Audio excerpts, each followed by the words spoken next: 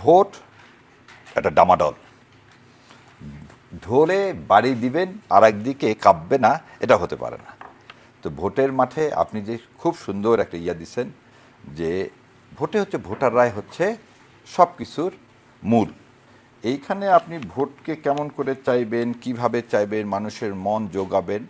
আরেকটা জিনিস সবসময় মনে রেখে, 90% আমাদের দেশে 90 বা 91% মানুষ হচ্ছে মুসলমান।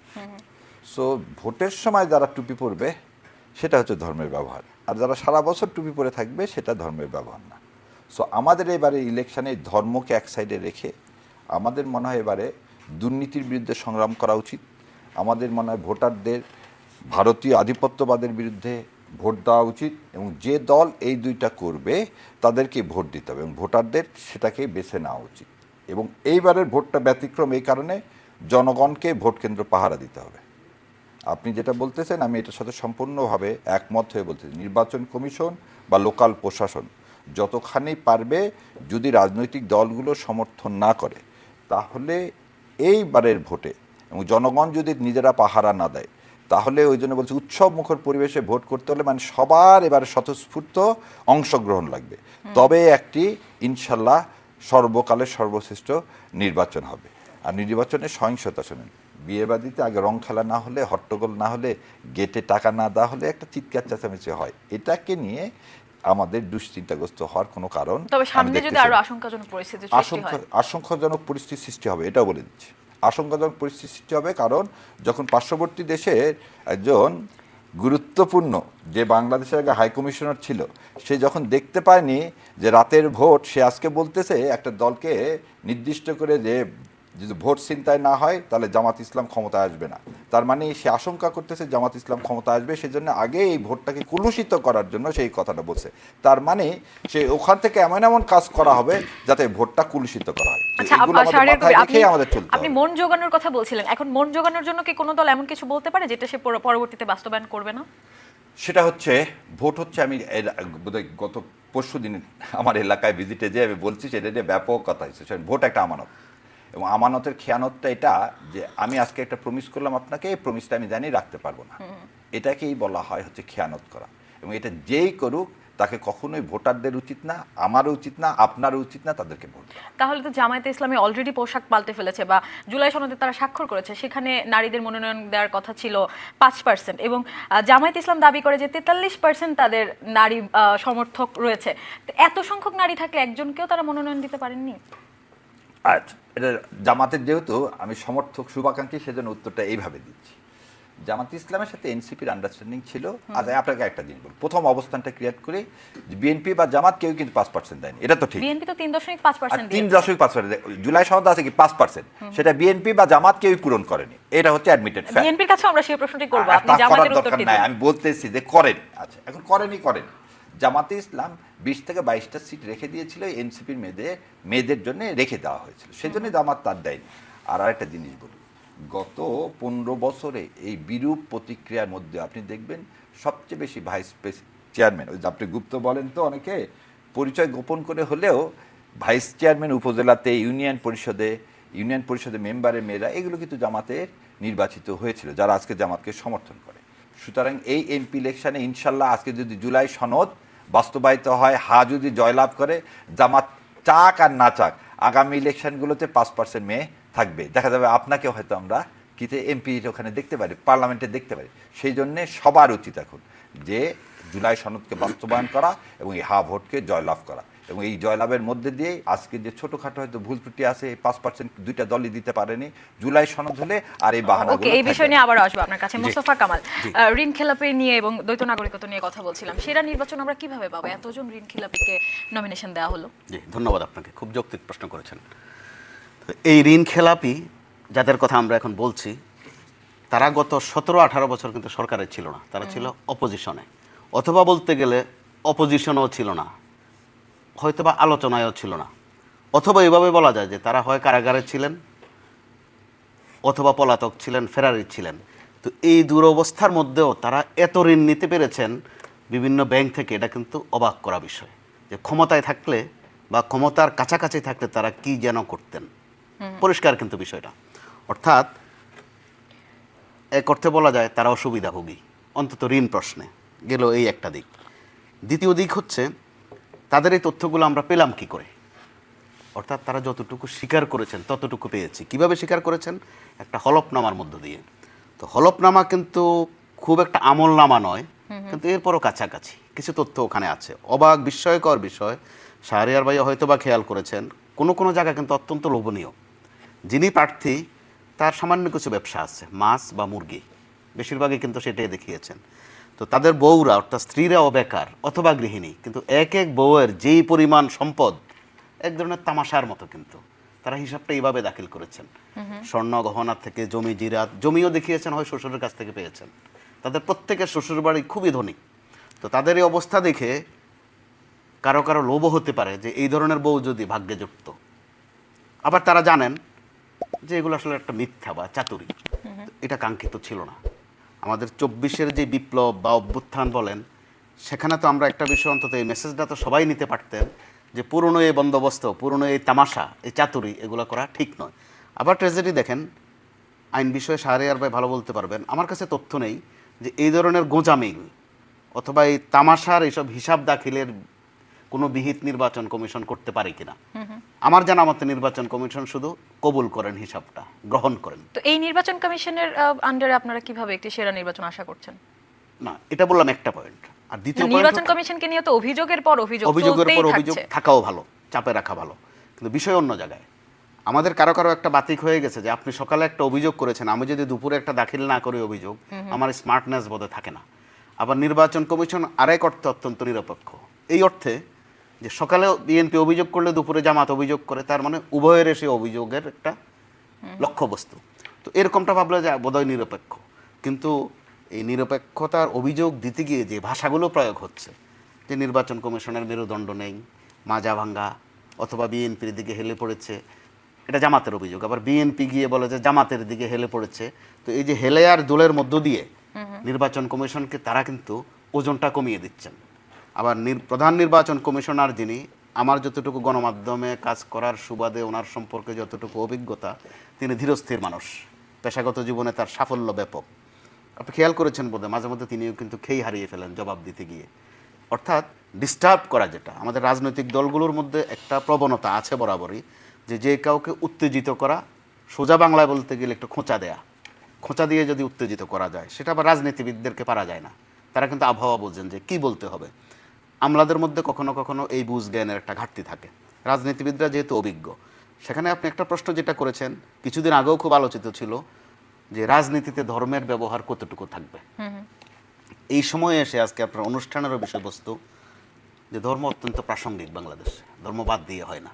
সেটা আমাদের সমাজেও আমরা দেখবেন, কথা বলতে গেছি এখানে ধর্মের কোনো বিষয় নেই, এরপরে একটু আল্লাহর কসম দেওয়ার একটা অভ্যাস আছে আমাদের, কথাটাকে গুরুত্বপূর্ণ করার জন্য। কিন্তু ধর্মের ব্যবহার যেভাবে হচ্ছে বা আগেও হয়েছে, কখনো কেউ দমাতে পেরেছে বা কমাতে পেরেছে ওই রেকর্ড কিন্তু নেই। বরং যারা বলেছে কখনো কখনো যে ধর্মকে রাজনীতিতে যেন টেনে আনা না হয়, সেটা বলতে গিয়ে তিনি নিজেও দুই একটা ফতুয়া কিন্তু দিয়ে ফেলেছেন, অবলীলায় দিয়ে ফেলেছেন। আপনি ধরুন, আওয়ামী লীগ যখন বিএনপির সমালোচনা করতে, গুরুত্বপূর্ণ একটা বিষয় ছিল, আমি দীর্ঘদিন রাজনৈতিক বিটে কাজ করার সুবাদে, যে বিএনপি পাকিস্তানপন্থী কেন, যে কথায় কথায় বিসমিল্লাহ বলে। যখন আওয়ামী লীগ ক্ষমতায় আসলো, দেখা গেল আওয়ামী লীগ আউজুবিল্লাহ সহ বলা শুরু করে দিয়েছে। বিসমিল্লাহ তো বিসমিল্লার জায়গায় থাকলোই, সাথে আবার আউজুবিল্লাহ যোগ করেছে। এমনকি মদিনা সনদ অনুযায়ী দেশ চালাবে, আওয়ামী লীগের কিন্তু এরকম একটা কমিটমেন্টও ছিল। এখন আমরা কোন জায়গায় আছি? ওই জায়গাতেই। আরেকটা এখন কি দাঁড়িপাল্লায় ভোট দেওয়া কি আমাদের নৈতিক দায়িত্ব কিনা? না, নৈতিকতার কথাটা খুবই গুরুত্বপূর্ণ। আমরা কিন্তু জামায়াতের কাছ থেকে এই বক্তব্যটি শুনেছি যে আমাদের নৈতিক দায়িত্ব। দুইটা দল তো এখন যেটা বাস্তবিক অর্থে আমি একটু ভয়ে ভয়ে হলেও বলছি, একটি দল দুনিয়ার যত সুখ সম্ভোগ যা আছে সব কিছুর গ্যারান্টি দিচ্ছে। জামাত দুনিয়ার সুখ সম্ভোগের পাশাপাশি মাঝে মধ্যে পরকালেরও কিছু আশা ভরসা দেখাচ্ছে, বেহেশতের টিকিট দিচ্ছে। জি, অর্থাৎ আমি আর নাই বললাম, অর্থাৎ পরকালের তারা সুখের একটা গ্যারান্টিও দিচ্ছে। অর্থাৎ কেউ দুনিয়ারটা দিচ্ছেন, কেউ আখেরাতেরটা দিচ্ছেন, আখেরাতের পরেরটাও দিচ্ছেন। এখন নির্বাচন এলে আমাদের একটা প্রবণতা আছে এদেশে, যে আপনার এলাকায় কোনো খাল নাই, নদীও নাই, তারপরেও আপনি একটা ব্রিজ উপহার দেওয়ার প্রতিশ্রুতি দিচ্ছেন, মানুষ আবার হাততালি দিচ্ছে। তারা একবারও বলছে না যে আমার এলাকায় তো খালে নেই, আপনি ব্রিজ দিচ্ছেন কেন।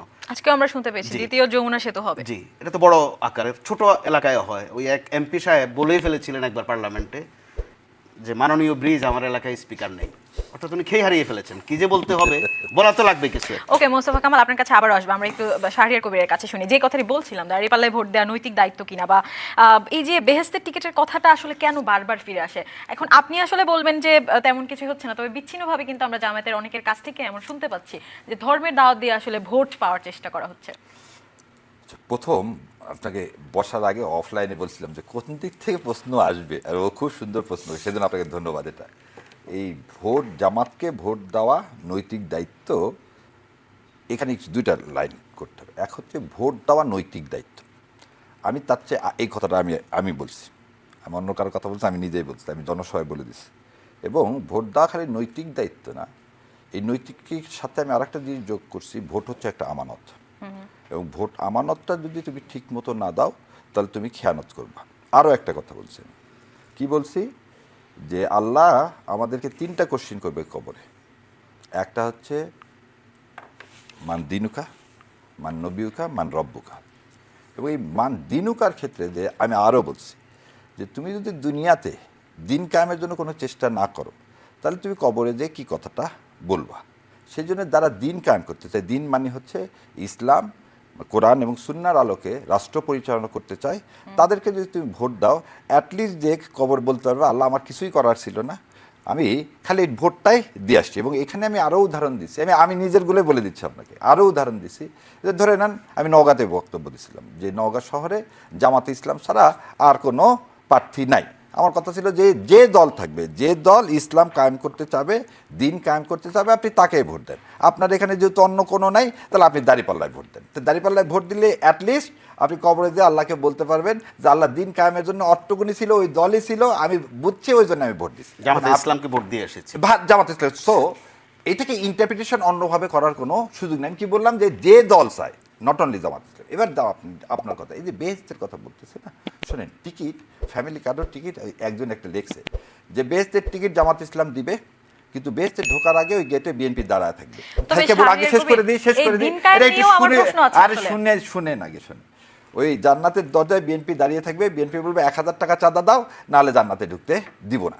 এই যে কথাটা বললাম, আগে কথা শোনেন না কেন, এই জিনিসগুলো কেন বলছে, এগুলো রূপক, এগুলো ভোটের মাঠে মানুষ বলতেছে। জান্নাত দেওয়ার ক্ষমতা একমাত্র আল্লাহ তাআলা, এবং সে কাকে দিবে, কেমন দিবে, সেটা সেই জানেন, রব্বুল আলামিনই জানেন। এবং এই প্রসঙ্গে অনেক সময় একটা গল্পও বলছিল মুসা আল্লাহ ইসলামের সময়। মুসা আল্লাহ ইসলাম এক গ্রামে মানুষকে জিজ্ঞাসা করছিল সবাই যে কে বেহেশতে যাবে, তো মুসা আল্লাহ ইসলাম বলছে অমুক মেয়ে যাবে। তো মুসা আল্লাহ ইসলামকে সবাই পাথর মেরে একদম ক্ষতবিক্ষত করে দিচ্ছে। কেন? ওই মেয়েটা ছিল প্রস্টিটিউট। আল্লাহ তাকে বলছে ওই মেয়েটা যাবে। কেন? ওই মেয়েটা তার পরনের কাপড় খুলে কুয়াতে দিয়ে পানি তুলে ওই কুকুরকে খাওয়াইছে। সো এই যে লোকগুলো আর ওইটা, সো আল্লাহ একমাত্র দিতে পারে। আমরা রূপকর্তে কি বলি, যে কোরআন এবং সুন্নাহ যারা পালন করবে, সে অনুযায়ী চলবে, তাদের বেহেশত পাওয়া উচিত। পাবে এই কথা গ্যারান্টির কোনো পাওয়া উচিত। ওকে শাহরিয়ার কবির, এটা আমি গত টক শোতে আপনার কাছে শুনেছি। আপনি আমার প্রশ্নটা শুনুন প্লিজ। আপনি দিন কায়েমের কথা বলছিলেন, এখন আমরা কিভাবে বুঝবো আসলে কোন দল দিন কায়েম করতে চায়? এবং জামায়াতে ইসলাম বুঝলাম যে সৎ লোকের শাসন চায়, যোগ্য লোকের শাসন চায়। তারা জুলাই সনদে যদি ধরেন হ্যাঁ ভোটে জুলাই সনদ জয়ী হয়, সেখানে তো আসলে কোরআন সুন্নাহর শাসন, বা জামায়াতে ইসলাম এতদিন বলছিল তারা শরিয়া ভিত্তিক শাসন চায়। এখন তারা কি চায়? আমরা তো সাধারণ জনগণ হিসেবে কনফিউজ। তারা তো রং বদলাচ্ছে। জামায়াত কেমন ভাবে এখন কি শাসন করবে? তারা কি শরিয়া ভিত্তিক আইনে থাকবে, নাকি আমাদের যে গতানুগতিক ধারা সেভাবে থাকবে? আচ্ছা, এটা কনসেপশনে ভুল। কনসেপশনে ভুল হচ্ছে কোরআন এবং সুন্নাহর আলোকে আপনাকে রাষ্ট্র প্রতিষ্ঠা করতে বলছে। এবং আমিরে জামাত বলছেন মদিনা সনদ অনুযায়ী আমরা রাষ্ট্র পরিচালনা করব। 47টা ছিল মদিনা সনদের ক্লজ, সেই ক্লজের মধ্যে একটা ছিল শরিয়া।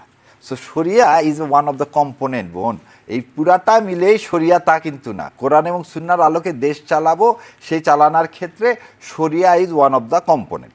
এখন যেটা আপনি বলতে চাচ্ছেন যে বাংলাদেশ জামাত ইসলাম আজকে না, যেদিন থেকে তৈরি হয়েছে সেদিন থেকে বলে আসতেছে আমাদেরকে আদর্শ কি কোরআন এবং সুন্নাহ অনুযায়ী চলা।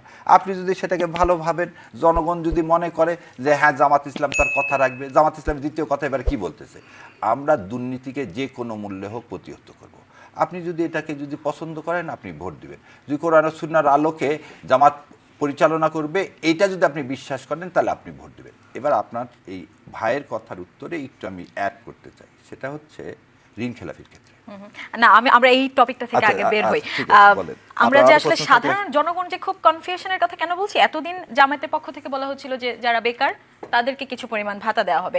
আজকে আবার সেটা নিয়ে অনেক আলোচনা হওয়ার পর এখন আবার বলছে যে তাদেরকে জনসম্পদে পরিণত করা হবে।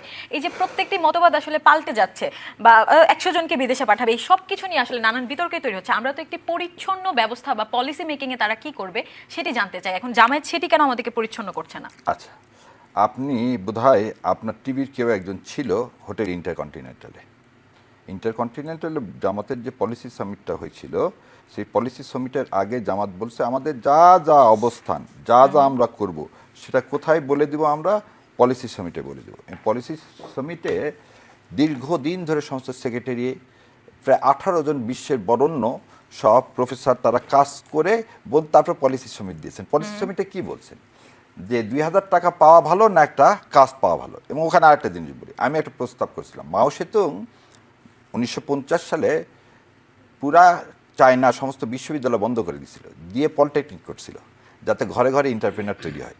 সে মাও সেতুং যে জিনিসটা চিন্তা করছিল আজকে কিন্তু চীনে সেটা বাস্তব। আমরা এখানে বাংলাদেশ জামাত ইসলাম কি বললো? বাংলাদেশ জামাত ইসলাম বললো মানুষের এই দুই হাতকে, আমরা তো একটা আনস্কিল্ড সমাজ ব্যবস্থা, এটাকে যাতে স্কিল সমাজ ব্যবস্থা। ভাতা দিলে তো আপনি কি হয়ে যাবেন? আপনি কি আসে কর্মক্ষম থাকবেন, ভাতা খাবো, চুপচাপ বসে থাকবো। তার চেয়ে একটা স্কিল বেস সমাজ তৈরি করি, যে রিমিটেন্স আমরা পাই, আরো বেশি রিমিটেন্স পাই, আমরা দেশটাকে একটা জায়গায় দাঁড়িয়ে। তাহলে এটা কি তাতে কোনো সমস্যা নেই? আমাদের সমস্যা হচ্ছে এক এক সময় এক এক কথা, এক এক সময় এক এক কথা বলি না। আমরা পলিসি সামিটের আগে তো এই ধরনের কথাই বলা হয়নি। আপনি একটা জিনিস দেখেন, ইউনিভার্সাল কার্ড সিস্টেমের কথা পলিসি সামিটের আগে বাংলাদেশ জামাত ইসলাম এই ধরনের কোনো কথাই বলেনি। পলিসি সামিট প্রথম হলো, সেখানে আমরা কোন সেক্টরে কিভাবে দিব, কেমন করে দিব, টাকাটা কোথায় থেকে আসবে সেটাও দেখানো হলো। এটা এরকম না যে আমি প্রতিটা ইউনিয়নে একটা টেকনিক ল্যাব করবো, এই ল্যাবটা করে শেষ করে দিলাম। না, এই ল্যাব করতে কত টাকা লাগবে, কোথায় থেকে টাকা আসবে সেটাও বলে দেওয়া হলো। বিদ্যুৎ খাত কীভাবে সংস্কার হবে সেটা বলে দেওয়া হলো। এক এক সময় এক এক কথা বলার না, এই ধরনের কথাগুলো বলা ঠিক না। কারণ আমি যা বলবো সেটা রেকর্ডেড হতে হবে। তবে আমি তো আগামীকাল পর্যন্ত এটাই শুনছিলাম যে ভাতা দেওয়া হবে, আজকে আবার শুনছি যে না, এই আগামীকাল শোনার কোনো কথা না, গতকাল পর্যন্ত শুনছিলাম। কেন শুনবেন? ইন্টারকন্টিনেন্টাল হয়ে যাওয়ার পর তো এই কথা ছিলই না। আজকে একটা নতুন কথা যোগ হয়েছে, যেটা জামাতের আমির সাহেব বলেছেন। একটা তো বেকারদেরকে ভাতা নয়, তিনি কর্মমুখী করতে চান, মূলত মেসেজ। এবং চাঁদাবাজকেও কর্মমুখী করতে চান, সেটাও বলছে। সেই সঙ্গে যোগ করেছেন চাঁদাবাজদেরও কর্মসংস্থান করবেন। নির্বাচন আসলে ভালো ভালো কথা, কিন্তু প্রতিযোগিতা হওয়া ভালো। কে কার চেয়ে বেশি ওয়াদা দিল, সেটা কতটুকু বাস্তবায়িত হবে আমরা সেটা জানতে চাই। তো প্রশ্ন আছে। না, এখানে আপনার এই কথাই একটা উত্তর দিয়ে দিই। আমার এলাকায় এসপি সাহেবকে আমি বলছিলাম যে এসপি সাহেব এই সব অটো চার্জার রিক্সা আছে না, এটা বন্ধ করে দেন। উনি আমাকে দেখাইছিল যে চার্জার রিক্সা দেওয়ার জন্য সুরিয়ান নাই এলাকায়। কারণ যে ছেলেগুলো বেকার হয়ে থাকবে তারা কি করে খাবে? তার তো পেট তো আগে রে ভাই, পেটের খাতে। ওই জন্য আল্লাহ বলছে তুমি সবসময় দোয়া করো যেন অভাবগ্রস্ত না করে। ওখানে তো আর এটা থাকে না, কাজের মধ্যে থাকে, কাজের মধ্যে, সেটা হচ্ছে বড় কথা। তো এই কাজের মধ্যে থাকতে গিয়ে 10 টাকা কেজি ধরে চালও তো আমরা খেয়েছি, খাই আর না খাই না কিন্তু করি নাই, হায় বলেছি, মাথা নেড়েছি। কারণ নির্বাচন আসলে কিছু ওয়াদা দেওয়ার একটা প্রবণতা শুরু হয়। তো সেই ওয়াদা দিতে গিয়ে গত 3টা মেয়াদ তো ওয়াদা দেওয়া আমরা আর শুনি না, কারণ ওয়াদাই লাগেনি। আপনার ভোটে তো লাগেনি আমার, ওয়াদা আবার কি দেব? তো এখন অন্তত এইবার যে ওয়াদা দিচ্ছেন, তো ওয়াদা যে রক্ষা করবেন ওইটার আরেকটা ওয়াদা আমাদের জন্য বাকি আছে। আমার কাছে টকশো করতে এসে মনে হয় যে আমি ধর্মীয় আলোচনাই করছি, প্রতিদিন খালি এই ভোটের আগে ধর্মের মধ্যে ফিরে যাচ্ছি। জি, কিন্তু আমরা তো এটি প্রত্যাশা করি না। আমরা পরিচ্ছন্ন রাজনীতি এই মাঘ মাসে আবার একটু করি। এই মাঘ মাসের এই মধ্যম আগে ওয়াজ নসিহত হয় বাংলাদেশে বরাবরই। তো ওয়াজ নসিহতের কাজটা কিন্তু এবার আমাদের দুটা দল কিন্তু ভালো মতোই করে দিচ্ছে, ওই কোর্সটা কমপ্লিট করে দিচ্ছে। তো সেটা করতে গিয়ে কে মদিনা সনদ অনুযায়ী দেশ চালাবেন, কে মহানবী সাল্লাল্লাহু আলাইহি সাল্লামের দেখানো পথ অনুযায়ী দেশ পরিচালনা করবেন, এই যে ওয়াদাগুলো তারা দিচ্ছেন, আমি এগুলো ইতিবাচকভাবেই দেখি। মানুষ অন্তত মনে রাখতে পারবে তারা কে কি বলেছেন।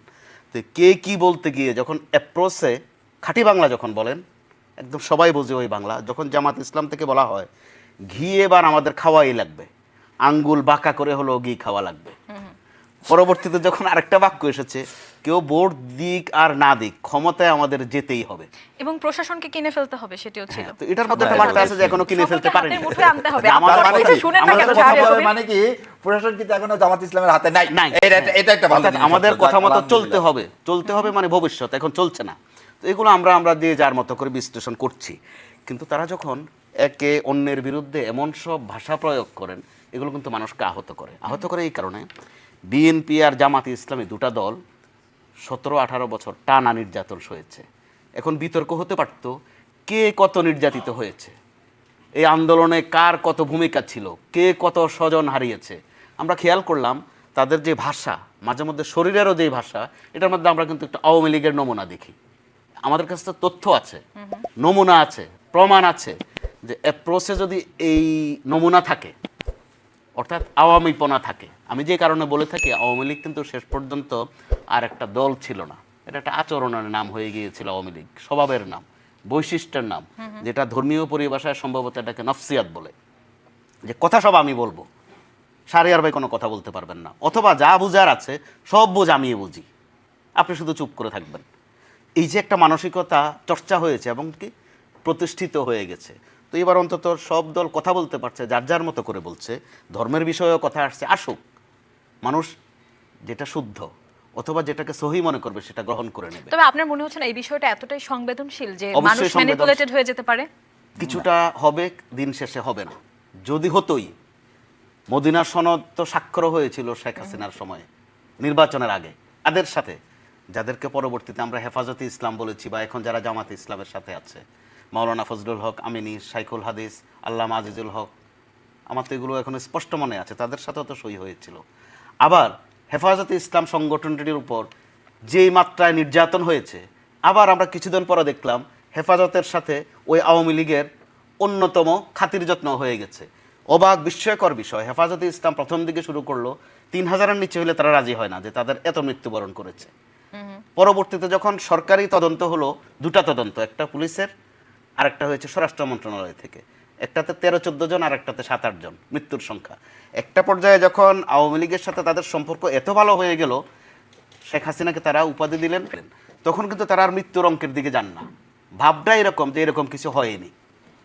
এগুলো এটা তো করে আসলে মানুষকে ইতিহাস পরিবর্তনের চেষ্টা সবসময় চলতে থাকে। এখন তো এবার- আমাদের এবার বেশি মুক্তিযুদ্ধ করে হয়নি চলা- এবং বেশি করে চলা এবং উচিত ছিল এবার। আমাদের যুদ্ধ কি বলে বুদ্ধিজীবীদেরকে ভারত হত্যা করেছে, এরকম নানান কথা আমরা শুনি। নানান কথা না, বয়ানে- বুদ্ধিজীবীকে হত্যা করছে ভারত, এই বিষয়ে তো এটা প্রমাণ, দালিলিক প্রমাণ। আপনি এটাকে বিতর্ক করার চেষ্টা করতেছেন, এটা স্বয়ং কে বলে, জয়রান বলে গেছে, নির্মল সেন বলে গেছে, তারা তো জীবিত আছে রে ভাই। সেই আপনি প্রমাণটা শুনেন- আমরা কোথায় খুঁজে পাবো? আর সেই ডকুমেন্ট সবগুলো আপনার প্রমাণ ওই বলেন যে ওই জন্য আজকে তার ওই বিষয় নিয়ে আসেন না, আপনি একদিন এই বিষয় ঠিক না, আমরা করেন। একটু শুনি আপনার কাছে আছে না, নাকি কাগজ? আজকে বললাম তো, আজকে ওই বিষয় নাই, সেজন্য বই পুস্তক নিয়ে আসেন। এরপরের দিন আপনি বলেন আপনাকে বই নিয়ে এসে কোথায় কোন পাতায় কি। তবে শোনেন, শাহরিয়ার কবির, এই ববিতা যে তো এখনো জীবিত আছে। আপনি আবারও কথা আমাকে এই বলেন। মুক্তিযুদ্ধের না, না, না, বিষয়ে আপনি ফেরত আনলেন।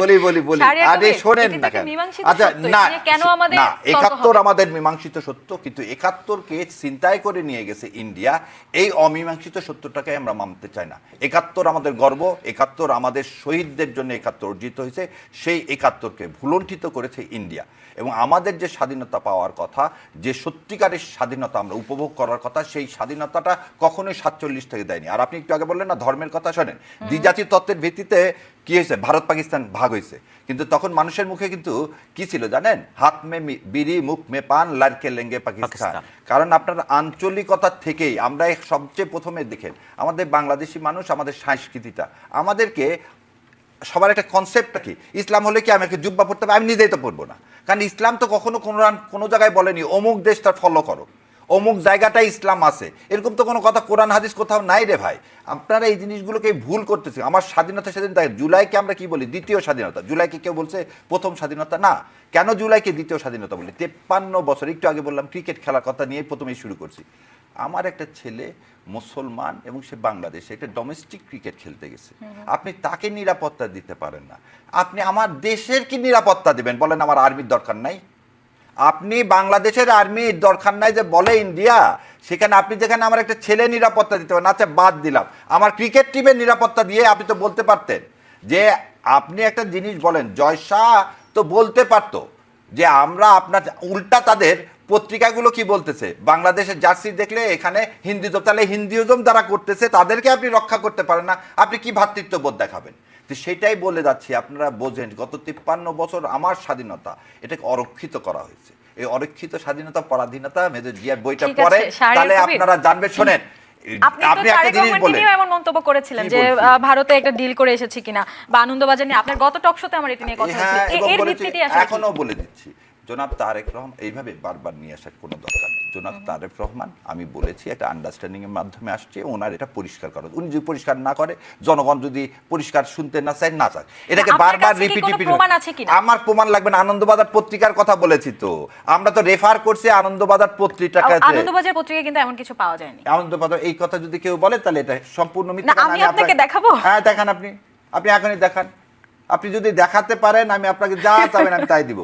না, আমি আর আমার আপনার কাছে কাছে এটা কিছু নিয়ে চাই না। শোনেন, এটা নিয়ে পত্রিকায় পর্যন্ত ছাপা হয়েছে। আমি এখানে একটু যোগ করতে চাই, আমরা ওই বাজারে না এই যে আমি আপনাকে এটি পড়ে শোনাই যে ভারতের আনন্দবাজার পত্রিকায় উদ্ধৃতি দিয়ে এই চুক্তির কথা বললেও ফ্যাক্ট চেক করে কোনো কিছু আসলে পাওয়া যায় না, কোথায় চুক্তির কোনো প্রমাণ আপনি পাওয়া বলেন যায় না, না। চুক্তির প্রমাণ পাওয়া যায় না, কিন্তু আপনার কাছে কি আনন্দবাজার চুক্তির পত্রিকা প্রমাণ আছে কিনা? আমরা চুক্তির কথা বলতেছি না, আন্ডারস্ট্যান্ডিং করে আসতেছি, বারবার আপনাকে বলি। না, আপনি চুক্তি নিজে না। তো একটি কথা বলতে পারেন না প্রমাণ না থাকলে। আরে আমরা তো বলছি আনন্দবাজার পত্রিকার কথা উদ্ধৃতি এখানে আমি দিয়ে একটু যোগ বলছি। করতে চাই সামান্তা, নিশ্চয়ই। যে আনন্দবাজার পর্যন্ত তো আমাদের যাওয়া দরকার নেই, আমাদের নিজস্ব বাজার না, আছে। আমি কি বলতে পারি যে তারেক রহমান কি চুক্তি করে এসেছেন? না, আমার কাছে বলতে কোনো পারি না। প্রমাণ না থাকলে না, বলতে তো পারি না। শাহরিয়ার কবির তো বলতে এই যে পারেন। আনন্দবাজার, এই দেন, এই নেন, আনন্দবাজারে কে দিছে না দিছে আপনাকে একটা কপি দিয়ে দিলাম। এখানে আমি একটু যোগ করে দিই। আমরা চুক্তির কথা বলি, এই যে আপনি চাইছেন এখানে তো আপনার নিউজে দিয়ে দিয়েছে আনন্দবাজার। দেখেন না, তারপর চলেন আসেন পরে পাতে যান, পরে শাহরিয়ার ভাইকে কোট করে দিয়েছে সেটা আমি দেখেছি। আরেকটু পরে যান, এখানে আচ্ছা, আমরা কি একটু লেখা কথা আছে, শুনি, এখানে সাথে এটাতে সাথে। কি লেখা আছে, কে বলছে দেখেন তো কি লেখা আছে। আচ্ছা, শাহরিয়ার যে কবির এত বড় খালেদা জিয়ার কাগজটি প্রতি পড়ার এখন সময় নেই, অনির্বাণ আমরা একটু দাশগুপ্ত, আপনি এখানে চাইছিলেন নাই, এটা দিয়ে দিন। হ্যাঁ, এই যে আমরা বিষয়টা পড়ে পরিষ্কার আবার করে ওই নিয়ে কথা বলবো। এখানে বিষয়টা হচ্ছে জামাত ইসলামের দিক থেকে অথবা শাহরিয়ার কবির ভাইদের দিক থেকে বা আনন্দবাজারের দিক থেকে একটা চেষ্টা আছে যে বিএনপি এই বিষয়ে একটা বক্তব্য দেখ, কিন্তু বিএনপি এই ফাঁদে পা দিচ্ছে না, সেটা স্পষ্ট। তাহলে কি নাম্বার উস্কানি ওয়ান। দেওয়া হচ্ছে? কিছুটা ওই রকমের। শাহরিয়ার কবির দ্বিতীয়ত কি আসেন, বলবেন? না ভাই, এটা উস্কানি না। আমি এখানে একটু যোগ করি, এটা তিনি আমাদের বলবেন এখানকার কি সেটা তার রাজনীতিতে ভারত অত্যন্ত প্রাসঙ্গিক, সেটা অস্বীকার করার কোনো সুযোগ নেই। আগামী দিনের রাজনীতিতে ভারতের বিষয়ে কোন দলের কি ভূমিকা হবে সেটার উপর অনেক কিছু নির্ভর করবে। এখানে ছোট্ট দুইটা বিষয় যোগ করি। আওয়ামী লীগের অত্যন্ত সহযোগী শক্তি বা মিত্র শক্তি জাতীয় পার্টি, ওই পার্টির চেয়ারম্যান যখন জিএম কাদের সাহেবের কথা বলছে, তিনি যখন ভারত সফর করে আসলেন তাকে জিজ্ঞেস করা হয়েছিল কি কথা হয়েছে, তার জবাব ছিল পারমিশন ছাড়া আমি যে বলতে পারবো ভারতের না। পারমিশন ছাড়া বলতে পারবো না, অর্থাৎ ভারত প্রাসঙ্গিক। প্রাসঙ্গিক না, আপনি বিক্রি হয়ে গেছেন। আচ্ছা। প্রাসঙ্গিক না, আপনি বিক্রি হয়ে গেছেন, ঠিক আপনি আছে, আপনার সার্বভৌমত্ব বিক্রি করেছেন, ওটা এটা আপনার প্রাসঙ্গিক ভাষায়। করেন না। একইভাবে- ভারত কখনোই প্রাসঙ্গিক ছিল না, আজও নাই, আগামীতেও থাকবে না। এবং এই থাকবে। জিনিসটাই চিন্তা বাদ দেন যে ভারতের অনুমতি ছাড়া আমার দেশে আমরা চলতে পারবো না, যে ভারত ওটা- আমার মাস্টার না। না, মোটেই না। এইভাবে প্রাসঙ্গিক করে না, আওয়ামী লীগকেও যেমন প্রাসঙ্গিক করা যাবে না, ভারতও কোনো প্রাসঙ্গিক আবার দেখেন- আমার নেইবারের মতো। জি, এই জামাত তো আগেই যে ইসলামের বললাম, দিক থেকে- মাস্টারের মতো শাহরিয়ার ভাই এখানে প্রাসঙ্গিক উল্লেখ দিন না। করবার বিষয় আছে। জামাত ইসলামের সাথেও ভারতের কথা হয়েছে বলে তথ্য আছে, যেটা আমির সাহেব বলেছিলেন যে ভারত তাকে বলেছে প্রকাশ না করতে, তিনি সাহসের একই সাথে সে তো ব্যাপারে ভারত ফিরে একটু আসে। প্রকাশ প্রকাশ করে করে দিলেন, দিয়েছে। আমিরে জামাতি তো বললেন, তাই সাহস না? করে তিনি প্রকাশ করে আমিরে দিয়েছেন। জামাতি বলতেন, তো তাকে তো thank you অর্থ দেওয়া হচ্ছে যে ভারতের সাথে প্রাসঙ্গিক সবাই কোনো না কোনো ভাবে। তো দুই দল যদি একই কাজ করে, এক দল কেন আরেক দলকে সেটাই দোষারোপ বললাম যে করছে? সেটা ভবিষ্যতে বিচার হবে, বিবেচনা হবে। এই কারণে হবে, আজ থেকে 5-7 বছর আগে আমরা শুধু হয়তো বা 2-1 লাইন টুকে রাখতাম, অথবা রাজনীতিবিদরাও যেটা করতেন, সকালে একটা বলে দুপুরে বলতেন যে কথাটা আমি ওইভাবে বলিনি, অথবা আমি এটা বুঝাইনি। এখন এবং যে ভোটের মাঠে তো আসলে অনেকে অনেক কিছু বলে, কিন্তু এখন এইসব তো সবকিছু- আমরা শুনতে চাই না। এখন আসলে কোর্ট থাকবে, সত্যটা আমরা শুনতে চাই না কিন্তু শুনতে হচ্ছে, আমরা দেখতে চাই না কিন্তু দেখতে হচ্ছে। এই বাস্তবতার মধ্যে এসে আজকে জামাত ইসলাম কি বলছে, বিএনপি কি বলছে, সবগুলো কিন্তু মানুষ মনে রাখবে। আমরা একসময় বলতাম কাবি খা, ছোট্ট করে একটা কথা বলতাম, অর্থাৎ কাজের বিনিময়ে খাদ্য। কর্মসূচি। তো এবার এটা কিন্তু ব্যাপক আলোচিত। আবার দেখেন, যদি এমনটা হতো দুটা দলের মধ্যে যদি এই প্রতিযোগিতাটা জামাত ইসলাম প্রথম দিকে শুরু করেছিল কয়েকদিন, বেশ তাদের মার্কেটে কিন্তু তাদের রাজনীতির বাজারে তাদের একটা উচ্চতা তৈরি হচ্ছিল এই নিয়ে যে তারা ক্ষমতায় গেলেও সরকারি প্লট, ফ্ল্যাট, সরকারি গাড়ি এখনো নেবে এগুলো না। নেবে না। এখনো সেই অবস্থান আছে। এবার দেখেন, সর্বশেষ আপনি একটা তথ্য দেয় আপনাকে যে আগামী যে মন্ত্রিসভাটা হবে সেটা খুব আলিশান হবে। এই তথ্য আমাদের কাছে কিভাবে আসলো, যে এর মধ্যে তাদের জন্য 60টা গাড়ি কেনার সিদ্ধান্ত মোটামুটি আজকে চূড়ান্ত তো হয়ে ফ্ল্যাট গেছে। নির্মাণেরও ঘোষণা দেওয়া আবার হয়েছে। ফ্ল্যাট কি অলরেডি 71টা তাদের আছে, বাংলো এবং ফ্ল্যাট। ওখানে আরো 3টা ভবন হবে, ওই 3টা ভবনের উপরে আবার সুইমিং পুল হবে। অর্থাৎ কি লোভনীয় বিষয় আসে, আপনি খেয়াল করে দেখেন, সেটা কিন্তু আমাদের 5 আগস্টের সাথে যায় না, আমাদের অবশ্যই না। 24-এর চেতনার সাথে যায় না। অবশ্যই কিন্তু না। এখন পর্যন্ত, এই সময়টা পর্যন্ত আমার কাছে কোনো তথ্য নেই যে কোনো দল থেকে বলা হয়েছে যে এগুলো ক্ষান্ত দেওয়া, যেগুলো আমাদের 5 শুনি, আগস্টের আজকে সাথে যায় প্রথম না। শুনলাম আপনার কাছ থেকে। জি, তো এখন এইদিকে তো কারো অ্যাটেনশন খুব একটা নেই, বরং 24 যে শিক্ষা দিয়ে গেছে, আমাদের একটা ধারণা ছিল, এবার ধারণাটা একদম ফলেনি মাঠের সাথে, যে এবারের নির্বাচনে আমরা হয়তো স্বতন্ত্র অনেক প্রার্থীকে পাশ করতে দেখব, যে যার কোনো দল নাই বা বরকতি কোনো মার্কাও তার নেই। কিন্তু এর মধ্যে দেখেন সেটা দুলিশ্বাত হয়ে গেছে, হয় বিএনপির কাছে যেতে হচ্ছে অথবা জামাতের কাছে যেতে হচ্ছে। তো নির্বাচন আসলে ভোট যেমন উচ্চারিত, জোটও কিন্তু উচ্চারিত। তো এবারের জোটের মধ্যে আমরা কি রকম ফের দেখলাম, এবার মর্মান্তিক। কিন্তু জোট হচ্ছে এক ধরনের পরকীয়া প্রেমের মতো, ঘর ঠিকই রাখলাম, একটু জামায়াতের জোট আবার লেবার আশেপাশে পার্টিও যোগ করলাম। হয়েছে। কিন্তু এবার জোটের নামে কিন্তু সেটেল ম্যারেজ হয়ে গেছে কারো কারো, নিজের দলও বিলুপ্ত করে শুধু একটা মার্কার জন্য, একটা এমপি হওয়ার জন্য অন্য দলেই চলে গেলেন। তো সেটা কিন্তু 5 আগস্টের সাথে অত্যন্ত সাংঘর্ষিক, অবশ্যই একেবারে পুরনো বন্দোবস্তের ন্যাক্কারজনক। চেয়েও আরও জঘন্য এক বন্দোবস্ত। এবার তো হতে পারতো, আমি কারণ নাম উল্লেখ না করলাম, আইনাঙ্গনে আছে, শিক্ষাঙ্গনে আছেন, এমন অনেক লোক আছেন যাদের প্রতি মানুষের একটা শ্রদ্ধা, ভালোবাসা, ভক্তি কিন্তু জন্মেছিল। আপনি নির্বাচনী ডামাডোলের ক্ষেত্রে দেখেন, সবার কথা মানুষ কিন্তু ভুলে গেছে। এবং নির্বাচনী প্রচারণায়ও আসলে খুব ভেগ ব্যাপারগুলো উঠে আসছে, উঠে পলিসি আসছে। মেকিং এর জায়গায় আমরা যাচ্ছি না, খুব ডিপ ব্যাপারগুলোতে আমরা গুরুত্ব দিচ্ছি না, পাচ্ছি না আমরা রাজনৈতিক দলের কাছে। তো মানুষ তো এগুলো খেয়াল করছে, বিশেষ করে দুটো দলের তো এখানে বিশাল দায়িত্ব। 17-18 বছর নির্যাতন সয়ে অবশেষে যাদেরকে আজকে এনসিপি বলছি, প্রত্যেকে এক একজন তারকা। তাদের হয়তোবা মার্কাও লাগতো না, আমাদের ধারণাটা কিন্তু এরকম একটা উচ্চাসা জন্মেছিল। দেখেন, বড় দুটা দল, অর্থাৎ আওয়ামী লীগের পরবর্তী আওয়ামী লীগ মুক্ত বাংলাদেশে বড় দল দুটা, বিএনপি আর জামাত ইসলাম, দুটা দলে ওই তারকাদেরকে কিন্তু খেয়ে ফেলেছে। কখনো এইদিকে ডেকেছে, কখনো ওইদিকে ডেকেছে। এর পরিণতিতে কি হলো? পুরনো বন্দোবস্তে আমাদের যারা নতুন বন্দোবস্ত আমাদেরকে শোনালো আকর্ষণীয় শব্দ, শুনতেও ভালো লাগে, কিন্তু প্র্যাকটিক্যালি ওইটা আর হলো না, তারাও পুরনো বন্দোবস্তে চলে গেল। তবে রাজনৈতিক দলগুলো এগুলো বুঝতে বিএনপির পারবে দিক থেকে আশা বলা করছি হয়েছে, আমরা। ধন্যবাদ মুস্তাফা কামাল আপনাকে। একটা মিনিট শেষ করে দিই। বিএনপির দিক থেকে যখন তারেক রহমান সাহেব বললেন যে আই হ্যাভ এ প্ল্যান, শুনতে ভালো লাগছে দু একদিন। তার দুদিন পরে যখন জামাত ইসলাম থেকে বলা হলো we have lot of plan, তাদের প্ল্যান আরও বেশি আছে। তো এতে করে মানুষ তো একটা প্রশ্নবিদ্ধ যে প্ল্যান অর্থ কি, কে কি করতে চায়, আসলে আমাদেরকে কোথায় নিতে চায়, নতুন কোন দিকে নিতে চায়। যে কারণে আপনার শুরুতে যে শব্দটা বলেছেন খুব উচ্চারিত, যে উৎসবের নির্বাচন, আমি এই শব্দটার সাথে আপত্তি করি। এবার নির্বাচনটা উৎসবের নয়, অত্যন্ত চিন্তা ভাবনার সময় এটা। এরকম সময় অথবা এরকম সন্ধিক্ষণ অথবা এরকম পরীক্ষা খুব কম জাতির সামনে আসে। উত্তীর্ণ হওয়ারও একটা সুযোগ, নিজেকে আরও তলানিতে নেওয়ারও একটা দুর্যোগ। সুযোগ আর দুর্যোগ এখন কিন্তু একেবারেই সমান্তরালে, আমরা তাই আসলে কে কোনটা নিব এটা যার যার বিষয়। ব্যারিস্টার শাহরিয়ার কবিরকে দিয়ে শেষ করব।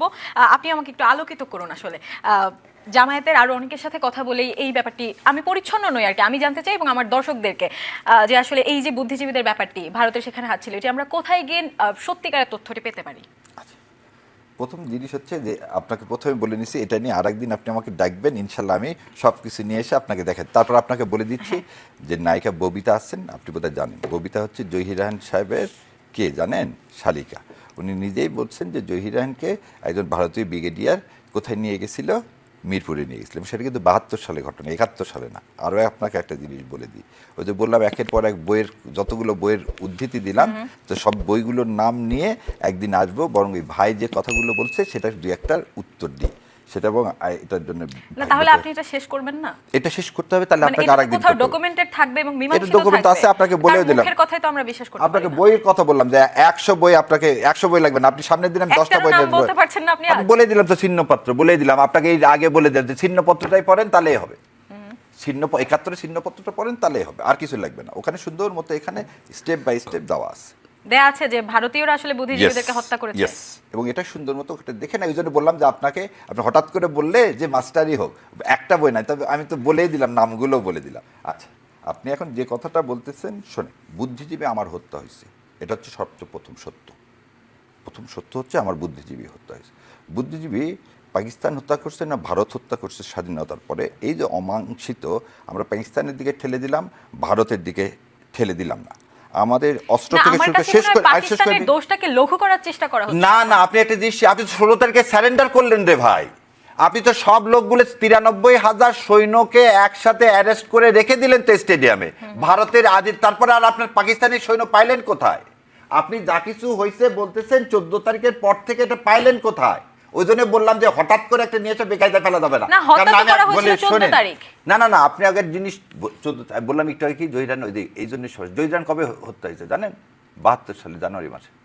কবে? না না, বুদ্ধিজীবী হত্যার সাথে জহির রায়হানের হত্যা। জহির রায়হান কি বুদ্ধিজীবী না? অবশ্যই জহির রায়হান বুদ্ধিজীবী, কিন্তু আমাদের একটি বুদ্ধিজীবী হত্যা দিবস যে আলাদা রয়েছে 14 ডিসেম্বর, আমি সেটা বলেন নাকি আগে শোনেন। 14ই ডিসেম্বর, ওই জন্য বললাম যে আমি নিয়ে এসে দেখাবো যে কোন কোন ক্ষেত্রে। আপনি কি জানেন যে 16ই ডিসেম্বর সারা বাংলাদেশ একদিনে স্বাধীন হয়নি? বাংলাদেশ স্বাধীন হওয়া শুরু হয়েছে নভেম্বর মাস থেকে। সো আপনি যেভাবে বলতেছেন, শোনেন একটা জিনিস ভালো করে, সেই স্বাধীনতাটাকে আটকানোর জন্যই বুদ্ধিজীবীদেরকে হত্যা করা হয়েছে। স্বাধীনতা আটকাবে কেমন করে? আপনি তো তোর স্যারেন্ডার করে একটা অংশ, বিরাট অংশ বাংলাদেশ তো স্বাধীন হয়ে গেছে। স্বাধীন না হলে তো স্বাধীনতা আমরা বলতে পারি না। ঠিক আছে, পুরো দেশ কি, আপনি 14ই ডিসেম্বরের মধ্যে তো অলরেডি স্বাধীন হয়ে গেলেন অনেকখানি। ভালো কথা। না না, আপনি 14ই ডিসেম্বর বুদ্ধিজীবী হত্যা করে পাকিস্তান আপনার যেটা কথা বললেন পাকিস্তানি, তাহলে আপনি ভালো কথা আপনারটা মেনে নিলাম যে পাকিস্তানি বিদ্যুৎজীবী হত্যা করছে, ইন্ডিয়া করেনি। তাহলে ইন্ডিয়া আমার এখানে সৈন্যদেরকে সরাতে চাইলো না কেন? আমার ট্রিলিয়ন ট্রিলিয়ন অস্ত্র নিয়ে গেল কেন? আমার এখানে রক্ষী বাহিনী গঠন করে, আগে শোনেন না, আগে আমার কথা শোনেন, আগে কথা শোনেন, 32,000 মুক্তিযোদ্ধাকে আপনি হত্যা করলেন কেন?